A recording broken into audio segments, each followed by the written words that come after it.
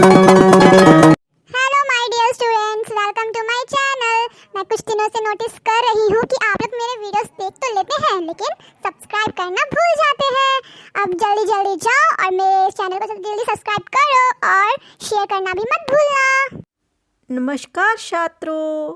तो छात्रों, आज हम पढ़ेंगे महाभारत का कथा का मायावी सरोवर के MCQ।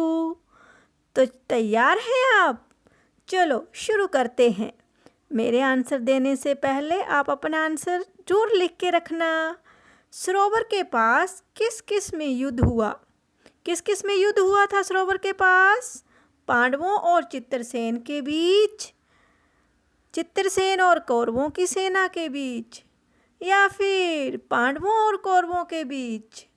जल्दी बताओ, किसके बीच में युद्ध हुआ था सरोवर के पास?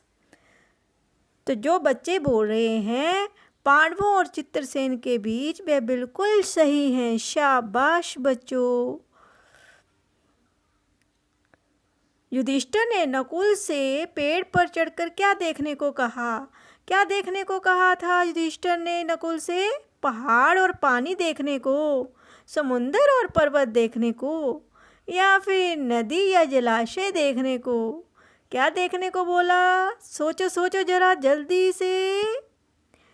तो बच्चों, युधिष्ठिर ने नकुल से कहा था कि आसपास कोई नदी या जलाशय है तो पेड़ पर चढ़कर देखो। जलाशय होता है तालाब। ठीक है बच्चों। नकुल ने युधिष्ठिर को क्या उत्तर दिया?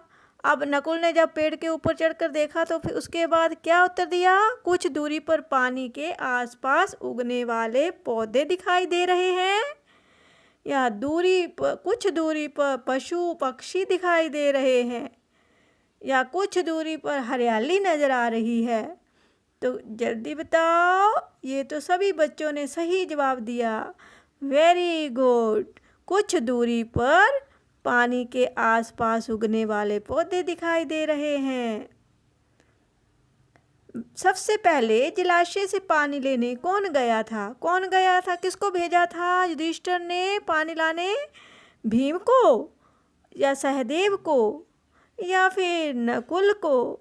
तो सबसे पहले जलाशय से पानी लेने नकुल गए थे। नकुल ने किसकी परवाह ना करते हुए पानी पी लिया था? सोचो जल्दी से। क्या हुआ था वहाँ पर? वाणी की परवाह नहीं की, या अपनी आत्मा की परवाह ना की, या हवा की कोई परवाह नहीं की थी? किसकी परवाह नहीं किया था और पानी पीने शुरू हो गया था? मीन जो आत्मा की बोल रहे हैं वो है गलत। तो बच्चों, वहाँ पर कोई आवाज़ सुनाई दे रही थी, मीन वाणी हो रही थी, तो उसकी परवाह ना करते हुए नकुल ने पानी पी लिया था। चारों खाने चित होना मुहावरे का क्या अर्थ होता है? ये आपके पाठ में आया है। चारों खाने चित होना मुहावरे का अर्थ दुखी होना, बुरी तरह परास्त होना, या फिर बहुत खुश होना। कुछ बोल रहे हैं कि दुखी होना। नहीं बच्चों, चारों खाने चित होना मीन बुरी तरह से हार जाना, परास्त हो जाना। ठीक है बच्चों। मायावी सरोवर किसके अधीन था? किसके अधीन था मायावी सरोवर?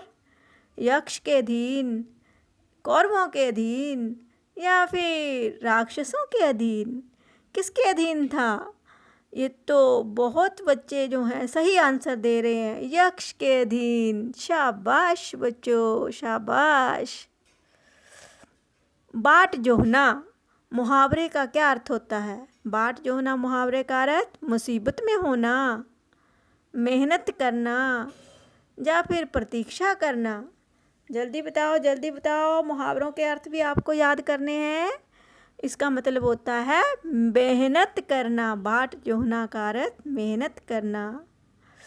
मायावी सरोवर का जल कैसा था? कैसा था वहाँ का जल? मीठा था, स्वच्छ था, या फिर विषैला था? सही जवाब। वेरी गुड बच्चों। मायावी सरोवर का पानी जो था विषैला था। पानी पीने के बाद चारों भाइयों के साथ क्या घटना घटी थी?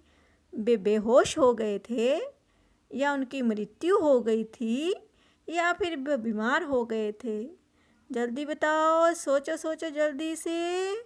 शाबाश, बेहोश हो गए थे, मूर्छित हो गए थे चारों भाई, क्योंकि उन्होंने उसके वाणी की परवाह नहीं की थी। अर्जुन के पानी पीने पर यक्ष ने क्या कहा?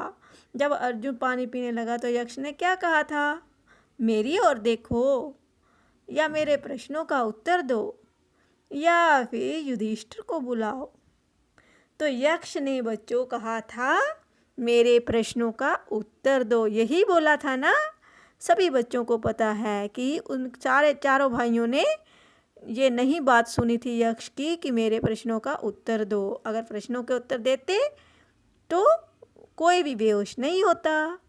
युधिष्ठिर ने क्या लाने के लिए भाइयों को भेजा था? क्या लाने के लिए भेजा था? खाना लाने के लिए, दूध लाने के लिए भेजा था, या फिर जल लाने के लिए भेजा था? जल होता है बच्चों पानी, तो युधिष्ठिर ने भाइयों को जल लाने के लिए भेजा था।